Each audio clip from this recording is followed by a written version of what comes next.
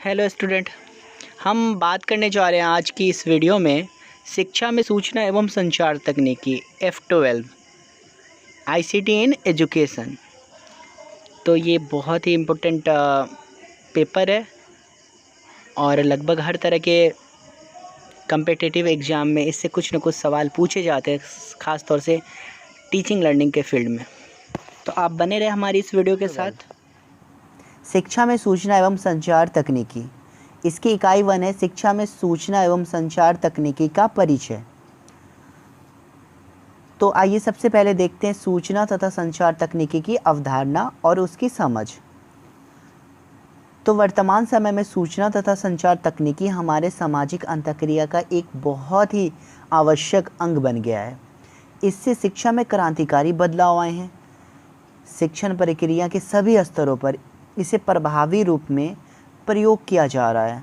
शिक्षण अधिगम प्रक्रिया में या फिर दूरस्थ शिक्षा हो या मुक्त शिक्षा हो या कोई प्रशिक्षण कार्यक्रम का निर्माण, योजना तैयार करना हो, परीक्षा का परिणाम हो, नामांकन हो, हर तरह की सिचुएशन में इसका प्रयोग अधिक से अधिक किया जा रहा है ICT का। इससे शिक्षकों का काम बहुत ही आसान हो गया है। इसके प्रयोग से शिक्षण प्रक्रिया बहुत ही सरल, सुगम और रुचिपूर्ण बनती जा रही है। इसके प्रयोग से स्वयं बालक भी ज्ञान का सृजन कर अपनी रुचि के अनुसार ज्ञान प्राप्त कर रहे हैं। इस तकनीक के साथ शिक्षा में नवाचार आ रहा है, साथ ही सुदूर क्षेत्रों तक भी शिक्षा का प्रसार हो रहा है। इसके माध्यम से शिक्षा का तेज़ी से आदान प्रदान हो रहा है। अभी हम आपको इस टॉपिक के बारे में जो नोट्स प्रोवाइड कर रहे हैं वो भी हम ICT के थ्रू कर रहे हैं। विशिष्ट बच्चों को भी इससे बहुत मदद मिलती है। इसके लिए वीडियो, ऑडियो, टेप, ब्रेन लिपि, विभिन्न प्रकार की मशीनें काफ़ी उपयोगी साबित हो रही है। सूचना एवं संचार तकनीकी के विभिन्न अवयव, तो इसमें रेडियो आता है जो श्रव्य आधारित उपकरण है, tape recorder, television, video player, computer, internet, interactive board, mobile, internet और प्रोजेक्टर, ये सारी चीज़ें सूचना एवं संचार तकनीकी के अवयव हैं। अब हम आगे बढ़ते हैं शिक्षा में सूचना एवं संचार तकनीकी की उपयोगिता एवं महत्व। तो उपयोगिता और महत्व क्या है? तो इससे तनाव मुक्त अधिगम कराया जा सकता है। स्वाध्याय में सहायक यानी कि सेल्फ लर्निंग के लिए बच्चों को मोटिवेट किया जा सकता है। विशिष्ट विद्यार्थियों के लिए बहुत ही ये उपयोगी है। दूरस्थ शिक्षा में बहुत ही उपयोगी है क्योंकि दूर बैठ कर के क्लासेस होते हैं, तो वहाँ पे क्या होता है कि छात्र और शिक्षक का जो इंटरेक्शन है वो दूर बैठ के ICT के थ्रू आसानी से हो जाएगा। शैक्षिक सूचनाओं एवं आंकड़ों का संकलन करने में ये मदद करता है। ICT की प्रकृति जो है ये संकलन एवं संग्रह है, संप्रेषण है, प्रोसेसिंग है और पुनर्उत्पादन है। ICT के क्षेत्र शिक्षा है, इसका व्यवसाय है, चिकित्सा है और विज्ञान है। अगली जो टॉपिक है वो है समावेशी शिक्षा के लिए सूचना एवं संचार तकनीकी। तो सूचना एवं संचार तकनीकी द्वारा समावेशी शिक्षा में उनके लिए आवश्यक व्यवस्था में बहुत ही मदद मिलती है। इसके द्वारा सूचनाओं को लिखित, श्रव्य, दृश्य रूप से तथा तीव्र गति से बच्चों तक पहुंचाया जा सकता है। इस तकनीक को मुख्य रूप से 3 रूप में प्रयोग किया जाता है: सहायक तकनीक के रूप में, अनुदेशन तकनीक के रूप में और वैकल्पिक तकनीक के रूप में। श्रव्य संबंधी उपकरण में आता है स्मार्ट बोर्ड, डिजिटल पेन इत्यादि का प्रयोग किया जाता है। दृष्टिबाधिता उपकरण में ब्रेन डिस्प्ले, ब्रेन प्रिंटर्स, बोलने वाली पुस्तकें, टॉकिंग कैलकुलेटर, इन सबों का प्रयोग किया जाता है। अधिगम संबंधित उपकरण में digital audio book, smart class, tape recorder, ये सारी चीज़ों का प्रयोग किया जाता है। इकाई 2 है सूचना एवं संचार तकनीकी के विविध उपकरण। शिक्षण अधिगम में ऑडियो, वीडियो, मल्टीमीडिया साधनों की महत्वता तथा उपयोग। तो मल्टीमीडिया कई तथ्यों, टेक्स्ट, ऑडियो, वीडियो के साथ जानकारी व्यक्त करने का एक माध्यम है। विद्यालय में मल्टीमीडिया का प्रयोग अत्यधिक रूप में किया जाता है। इंटरैक्टिव बोर्ड द्वारा बच्चों को पढ़ाया जाता है। इससे बच्चे की जो विषय वस्तु है वो स्पष्ट हो जाती है। प्रोजेक्टर का प्रयोग कर स्मार्ट क्लास का संचालन किया जाता है। बच्चे इसमें अत्यधिक रुचि लेते हैं। बच्चों को शिक्षा से जुड़ी विभिन्न प्रकार की फिल्म दिखाई जाती है, जिससे उन्हें आसानी से जानकारी प्राप्त हो जाती है और इस तरह से प्राप्त ज्ञान उन्हें बहुत दिनों तक याद रहता है। कंप्यूटर और मोबाइल हैंड हेल्ड उपकरण का संक्षिप्त परिचय। कंप्यूटर एक प्रोग्रामिंग मशीन है जो दिए गए गणितीय तथा तार्किक संक्रियाओं को क्रम से स्वचालित करने में सक्षम है। यह एक इलेक्ट्रॉनिक उपकरण है जो डेटा तथा निर्देशों को इनपुट के रूप में ग्रहण करता है, उनका विश्लेषण करता है तथा आवश्यक परिणामों को निश्चित प्रारूप में आउटपुट संसाधन के जरिए उत्पन्न करता है। इसके कार्य करने की गति बहुत तेज होती है, त्रुटि रहित होती है, गलतियां बहुत कम होती है। ये डेटा का भंडारण भी करता है। मोबाइल एक लंबी दूरी का उपकरण है जिसे विशेष बेस स्टेशनों के एक नेटवर्क के आधार पर मोबाइल आवाज़ या डेटा संचार के लिए उपयोग किया जाता है।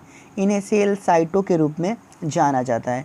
मोबाइल का प्रयोग मानव आवाज़ द्वारा बात करने में किया जाता है, परंतु वर्तमान समय में यह कई अतिरिक्त सेवाएं, message, internet, game, audio, video, radio संचालन, बहुत सारी चीज़ें करने में वो समर्थ हो चुका है। कंप्यूटर के विभिन्न प्रकार एवं घटक। कंप्यूटर के प्रकार को मुख्यतः 3 भागों में बांटा गया है: कार्य प्रणाली के आधार पर, उद्देश्य के आधार पर और आकार के आधार पर। कार्य प्रणाली के आधार पर कंप्यूटर के 3 पार्ट हैं: एनालॉग, डिजिटल और हाइब्रिड। आकार के आधार पर कंप्यूटर के 4 टाइप हैं: सुपर, मेन फ्रेम, माइक्रो और मिनी। उद्देश्य के आधार पर कंप्यूटर के 2 टाइप हैं: सामान्य और विशेष। कार्य प्रणाली के आधार पर एनालॉग कंप्यूटर, यह एक ऐसी मशीन है जो आंकड़ों को एक भौतिक मात्रा, दाब, तापमान, लंबाई, ऊंचाई आदि में दर्शाता है। यह आंकड़े सतत परिवर्तित होते रहते हैं। इस कंप्यूटर की कार्य क्षमता बहुत तेज होती है। यह कंप्यूटर आंकड़ों का भंडारण नहीं कर सकता है। इनका उपयोग तकनीक, विज्ञान, शिक्षा आदि क्षेत्रों में किया जाता है, जैसे थर्मामीटर। डिजिटल कंप्यूटर, यह कंप्यूटर सूचनाओं को अंकीय रूप में दर्शाता है। इसके लिए यह बाइनरी सिस्टम 0-1 का इस्तेमाल करता है। यह गणितीय तथा तार्किक कार्य करने में सक्षम होता है। इस कंप्यूटर की कार्य क्षमता एनालॉग कंप्यूटर से थोड़ी धीमी होती है, लेकिन परिणाम में ये अधिक शुद्ध होते हैं। यह कंप्यूटर आंकड़ों का भंडारण कर सकता है। डिजिटल कंप्यूटर गिनता है और एनालॉग कंप्यूटर मेज़र करता है, मापता है, जैसे कैलकुलेटर। हाइब्रिड कंप्यूटर, इसमें एनालॉग और डिजिटल दोनों की विशेषताएं होती है। इन कंप्यूटर में डिजिटल कंप्यूटर अंकीय कार्य करने के लिए होते हैं और एनालॉग कंप्यूटर समस्याओं का हल करते हैं। इसकी कार्य क्षमता अत्यधिक तेज और परिणाम शुद्ध होते हैं। इसका उपयोग जटिल गणितीय समीकरण, वैज्ञानिक गणनाएं तथा रक्षा के क्षेत्र में किया जाता है, जैसे पेट्रोल पंप मशीन, स्पीडोमीटर। उद्देश्य के आधार पर 2 तरह के कंप्यूटर है, सामान्य और विशेष। तो सामान्य कंप्यूटर, अपने दैनिक जीवन में हम जिस कंप्यूटर का प्रयोग करते हैं वो सामान्य कंप्यूटर है।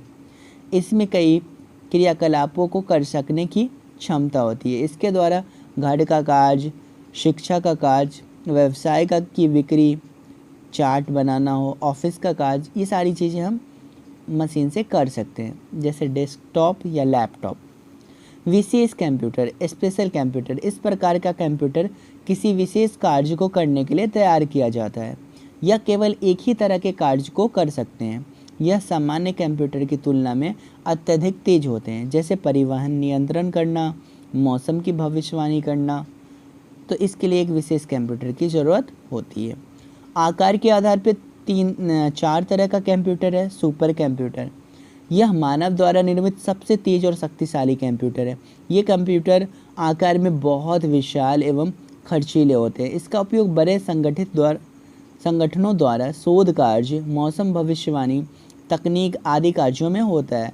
अब तक की सबसे ज़्यादा तेज कंप्यूटर समिट सुपर कंप्यूटर है, जिसे अमेरिका में बनाया गया है।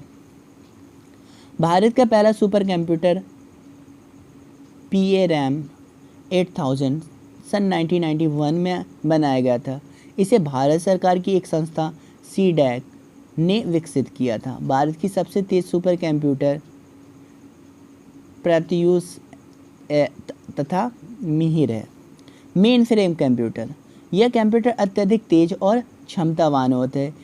इसका इस्तेमाल सरकारी प्रतिष्ठानों, बड़ी बड़ी कंपनियों द्वारा आंकड़ों का संग्रहण करने के लिए किया जाता है। ये कंप्यूटर आकार में बड़े होते हैं। माइक्रो कंप्यूटर, यह कंप्यूटर आकार में तो छोटे होते हैं, सस्ते होते हैं और हल्के होते हैं। इस प्रकार के कंप्यूटर सामान्य उद्देश्य, मनोरंजन, शिक्षा, घर तथा कार्यालय के इस्तेमाल के लिए बनाए जाते हैं, जैसे PCs, notebooks, laptops etcetera. Mini computer, यह कंप्यूटर आकार में छोटे लेकिन पावरफुल और बहुत उपयोगी होते हैं। इसका प्रयोग कंपनी द्वारा अपने एक विशेष विभाग में विशेष कार्य करने के लिए किया जाता है। इसमें smartphone, cell phone, mobile phone, wireless, smart watches, fitness tracker, ये सारी चीज़ें आती है। कंप्यूटर एक सिस्टम है जो विभिन्न अवयवों का समूह है जो आपस में एक दूसरे से मिलकर किसी विशेष कार्य को पूरा करता है। कंप्यूटर सिस्टम का घटक निम्न है। इसमें हार्डवेयर आता है, सॉफ्टवेयर आता है और कंप्यूटर की कार्य प्रणाली आती है। तो हार्डवेयर यह मशीनी उपकरणों से संबंधित है, इसे हम छू सकते हैं, जैसे CPU, hard drive, monitor, keyboard. Software यह प्रोग्रामिंग से संबंधित है, यह कार्य को सुलभता से करने में मदद करता है, इसे हम छू नहीं सकते हैं। MS Word, Excel, PowerPoint, Notepad, WordPad etcetera. Computer की कार्य प्रणाली इनपुट होती है, फिर प्रोसेस होती है और आउटपुट होती है। इनपुट डाटा को फीड करना थ्रू कीबोर्ड और माउस इनपुट डिवाइस के थ्रू। प्रोसेसिंग यह CPU द्वारा होता है, इसे कंप्यूटर का दिमाग भी कहते हैं। आउटपुट या इनपुट को प्रोसेस होने के बाद प्रस्तुत करता है, जैसे मॉनिटर, प्रिंटर। कंप्यूटर स्मृति, भंडारण एवं क्लाउड स्टोरेज। कंप्यूटर स्मृति या मेमोरी यह किसी भी निर्देश, सूचना अथवा परिणामों को संचित करके रखता है। कंप्यूटर के CPU द्वारा हुई सभी कार्य सर्वप्रथम स्मृति में जाती है। यह सूचना अस्थायी और अस्थायी दोनों तरह से रख सकता है। यह कंप्यूटर का संग्रहशाला होता है। यह कंप्यूटर का एक आवश्यक अंग होता है।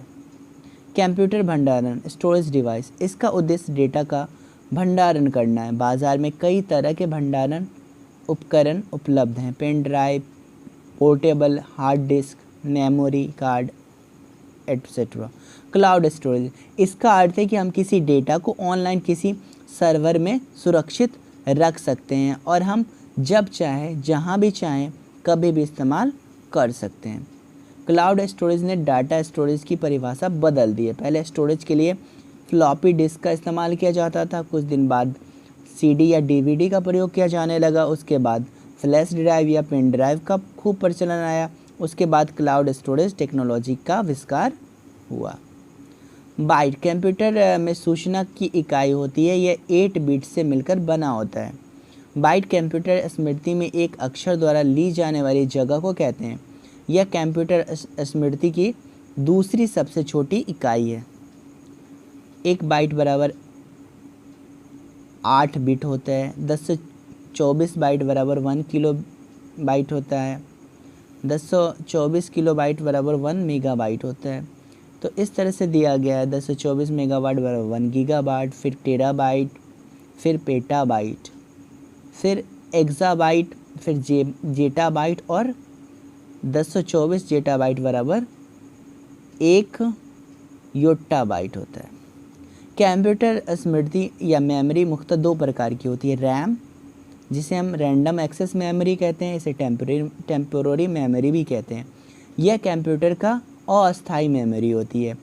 कीबोर्ड या अन्य किसी इनपुट डिवाइस से इनपुट किया गया डेटा प्रक्रिया से पहले रैम में ही संग्रहित किया जाता है और CPU द्वारा आवश्यकता अनुसार वहां से प्राप्त किया जाता है। कंप्यूटर के बंद होने पे या बिजली के चले जाने पे ये डाटा मिट जाता है। ये आकार में कई प्रकार के होते हैं, जैसे 4 MB, 8 MB, 16 MB, 32 MB, 64 MB etcetera. RAM मुख्यतः 3 प्रकार के होते हैं, डायनामिक रैम, सिंक्रोनस रैम और स्टैटिक रैम। तो डायनामिक रैम, जैसे डी रैम भी कहते हैं। ये बहुत जल्दी जल्दी रिफ्रेश होता है और प्रत्येक रिफ्रेश के बाद विषय वस्तु मिटा देता है। साइंक्रोनस रैम जो है यह सीपीयू की घड़ी की गति के अनुसार रिफ्रेश होता है, इसलिए ये डी रैम की अपेक्षा ज़्यादा तेज़ी से डेटा ट्रांसफ़र करता है। स्टैटिक रैम ये कम रिफ्रेश होता है, जिसके कारण ये डेटा को मेमोरी में अधिक समय तक रखता है। यह रैम तेज़ और महंगा होता है। ROM read only memory, permanent memory इसे कहते हैं। यह अस्थाई मेमोरी होती है जिसमें कंप्यूटर के निर्माण के समय प्रोग्राम स्टोर कर दिए जाते हैं। इसमें स्टोर प्रोग्राम बदला या नष्ट नहीं किया जा सकता है, इसे केवल पढ़ा जा सकता है। इसके विभिन्न प्रकार हैं।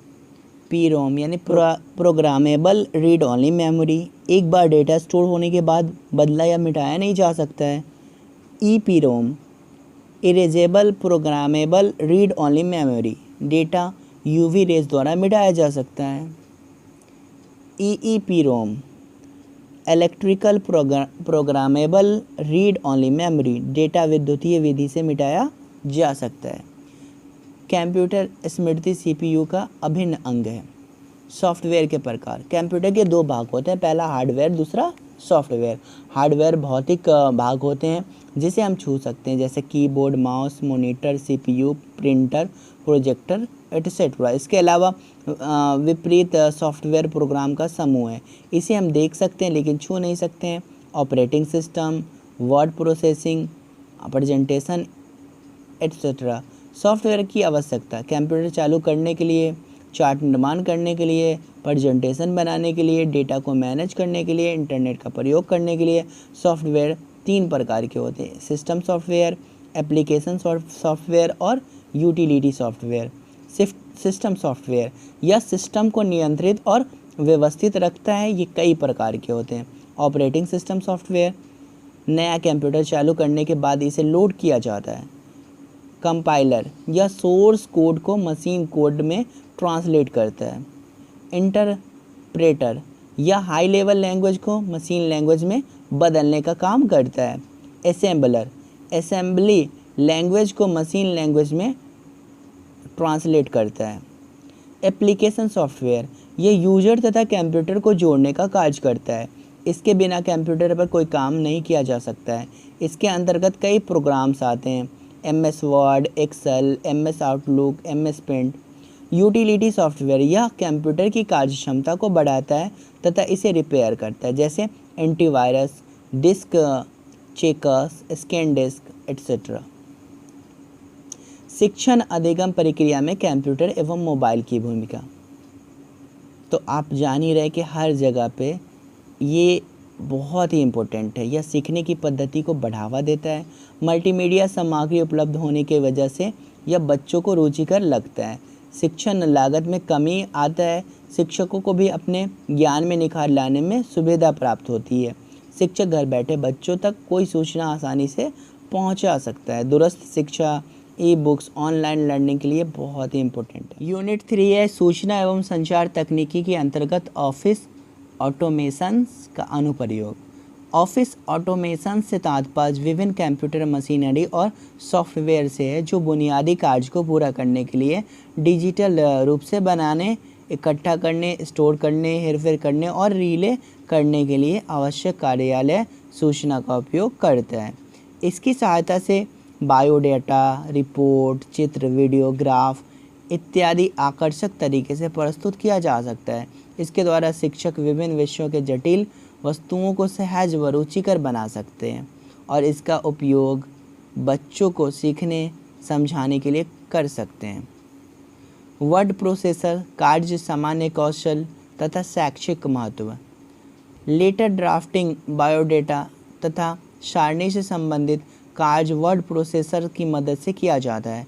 यह एक प्रोग्राम होता है जिसके माध्यम से हम एक डॉक्यूमेंट को हाथ से बनाने की अपेक्षा तेज़ी से बना सकते हैं। इसमें बहुत सारी सुविधाएं होती है, जैसे टाइप किए गए टेक्स्ट आसानी से बदले जा सकते हैं, स्पेल चेक की सुविधा होती है, स्पेलिंग चेक की सुविधा होती है, पेज की लंबाई आवश्यकता अनुसार व्यवस्थित किया जा सकता है, साथ ही साथ डॉक्यूमेंट को सेव और प्रिंट भी कर सकते हैं। इसके माध्यम से कार्य तेज़ी से होता है, गलतियाँ कम होती है और अगर गलती हो भी जाती है तो सुधारा जा सकता है। यहाँ फाइल बहुत दिनों तक सुरक्षित रहता है। इसके लिए MS वर्ड का प्रयोग किया जाता है। स्प्रेडशीट, कार्य, सामान्य कौशल तथा शैक्षिक महत्व। स्प्रेडशीट एक सॉफ्टवेयर प्रोग्राम है जिसके माध्यम से कुछ ही समय में हर तरह के कैलकुलेशन कर सकते हैं। इसकी सहायता से विभिन्न प्रकार के आंकड़े, रिपोर्ट, मार्कशीट आसानी से तैयार किए जा सकते हैं। इसमें रो और कॉलम के फॉर्म में डेटा मैनेज करने की सुविधा होती है। एक टेम्पलेट तैयार करने के बाद यह परिणाम का खुद एनालिसिस भी कर सकता है। इसमें किसी भी डेटा को आसानी से सर्च किया जा सकता है। आज के समय में इसके लिए MS एक्सेल का प्रयोग किया जाता है। प्रेजेंटेशन सॉफ्टवेयर, कार्य, सामान्य कौशल तथा शैक्षिक महत्व। इस सॉफ्टवेयर के माध्यम से किसी भी प्रकार की graphic, animation, background, song, video अपने प्रोजेक्टर से जोड़ सकते हैं और प्रेजेंटेशन को रुचिकर बना सकते हैं जो देखने में काफ़ी प्रोफेशनल लगता है। इससे किसी भी विषय वस्तु को अच्छे से व्यक्त कर सकते हैं। यह शिक्षण कार्य में बहुत अहम रोल निभाता है। कुछ अन्य उपयोगी सॉफ्टवेयर में MS पेंट है। इस सॉफ्टवेयर द्वारा बच्चे तरह तरह के चित्र बना सकते हैं, उसमें रंग भर सकते हैं। ऑपरेटिंग सिस्टम, यह एक सिस्टम सॉफ्टवेयर है जो नया कंप्यूटर चालू करते वक्त डाला जाता है। यह कंप्यूटर को व्यवस्थित रखता है। इसको कंप्यूटर का दिल कहा जाता है। यह यूजर और हार्डवेयर के बीच इंटरफेस की तरह काम करता है। एंड्रॉयड, विंडोज़, मैक, लिनक्स, ये सभी ऑपरेटिंग सिस्टम हैं। MS Paint, MS Excel, MS Word और MS पावरपॉइंट विंडोज़ के एप्लीकेशन सॉफ्टवेयर हैं। यूनिट 4 है शिक्षण अधिगम प्रक्रिया में इंटरनेट। इंटरनेट की उपयोगिता, शैक्षिक महत्व एवं शिक्षण अधिगम प्रक्रिया के संदर्भ में उपयोग। तो ऐसे तो हर क्षेत्र में इंटरनेट बहुत ही उपयोगी है, लेकिन शिक्षा के क्षेत्र में इसकी उपयोगिता और भी बढ़ जाती है। जब शिक्षक को किसी पाठ को पढ़ाना होता है तो कभी कभी उसे यह महसूस होता है कि काश उन्हें इस विषय के बारे में और जानकारी होती है तो बच्चों को वो अच्छी तरह समझा पाते। तो अगर वो इंटरनेट उनके पास होता है तो वो उसकी मदद से और भी नॉलेज को इकट्ठा करके वो छात्रों को नए नए ज्ञान दे सकता है। पारस्परिक क्रिया, दूरस्थ शिक्षा, स्वतंत्र अधिगम, इस सब में इंटरनेट के इस्तेमाल किया जाता है। विभिन्न प्रकार के ब्राउज़र, सर्च इंजन एवं उसकी उपयोगिता। इंटरनेट, इसे हिंदी में अंतर्जाल कहा जाता है। यह सूचना तकनीक की सबसे आधुनिक प्रणाली है। इंटरनेट को हम विभिन्न कंप्यूटर नेटवर्कों का एक विश्व स्तरीय समूह कह सकते हैं। इंटरनेट सर्वर से जुड़ा हुआ होता है। ब्राउज़र, यह एक सॉफ्टवेयर है जो कंप्यूटर या मोबाइल में इंस्टॉल किया जाता है। Internet explorer, Firefox, opera, Chrome, ये भी ब्राउज़र हैं। इन सभी में थोड़ा सा का ही फ़र्क है और सभी एक ही कार्य करते हैं। एक ब्राउज़र सॉफ्टवेयर प्रोग्राम होता है जो वर्ल्ड वाइड वेब में मौजूद कंटेंट को, जिसमें वेब पेजेस, इमेजेस, वीडियोस और दूसरे फाइल को यूज़र तक पहुंचाता है।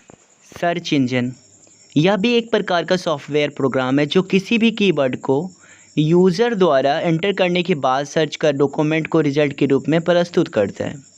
सर्च इंजन का काम होता है कि जब कोई भी कीवर्ड यूज़र एंटर करता है तो उसे रीड करके उस कीवर्ड से जुड़े सभी रिजल्ट की लिस्ट को यूज़र के सामने प्रस्तुत करें।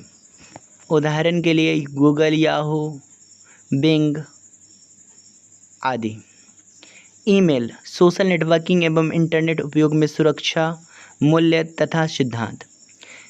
तो ईमेल का फुल फॉर्म होता है इलेक्ट्रॉनिक मेल या ऑनलाइन खत भेजने जैसा है। जीमेल एक ईमेल सर्विस है जो कि गूगल द्वारा बनाया गया है। यह बिल्कुल फ्री है। ईमेल अकाउंट बनाने के लिए इसका इस्तेमाल किया जाता है। सोशल नेटवर्किंग, यह ऑनलाइन कम्युनिकेशन का एक माध्यम है। यह सभी एक दूसरे से जुड़ सकते हैं।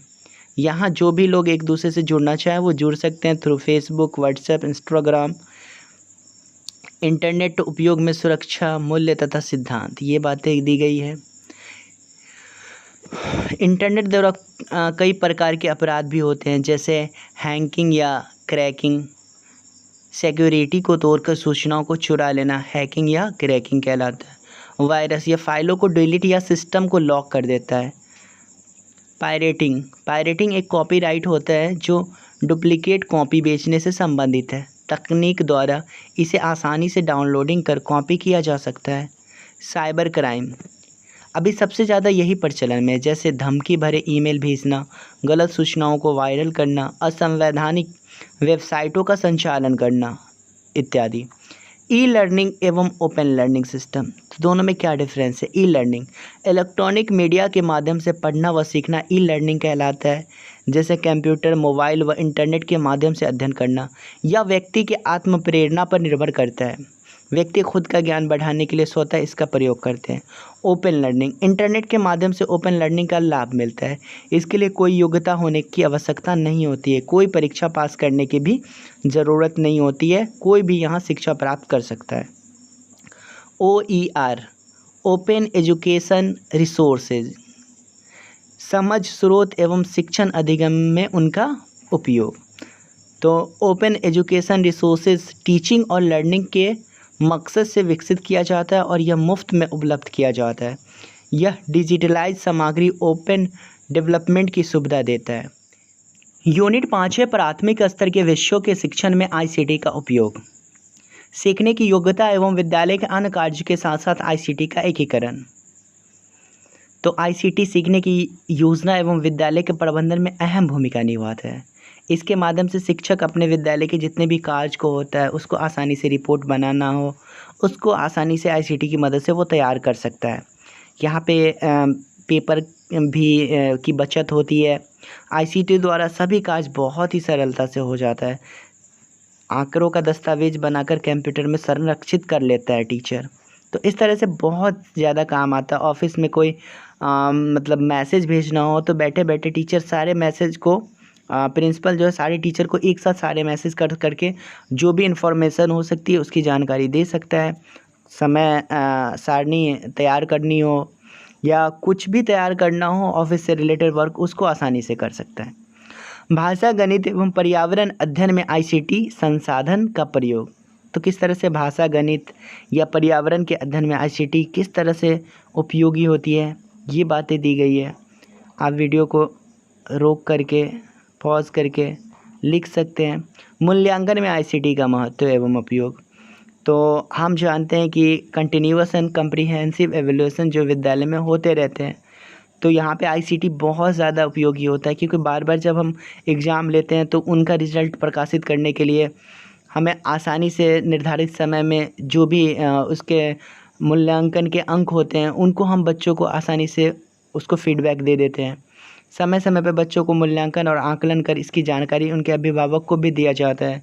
इसके लिए भी तकनीकों का प्रयोग किया जाता है, जैसे ईमेल, चैट, ब्लॉग, SMS, विद्यालय वेबसाइट इत्यादि।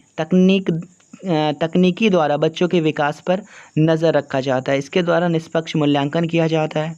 शिक्षक और विद्यार्थी दोनों को इससे मदद मिलती है। विद्यार्थी अपने मूल्यांकन को देखकर अपने विकास में सुधार ला पाते हैं और इसमें शिक्षक उनकी मदद करते हैं। इस तरह बच्चे अपनी कमियों को दूर कर सकते हैं और अपना ज्ञान वृद्धि कर सकते हैं। इसके द्वारा पिछले समय का मूल्यांकन और इस बार के मूल्यांकन में आसानी से कंपैरिजन या तुलना भी किया जा सकता है।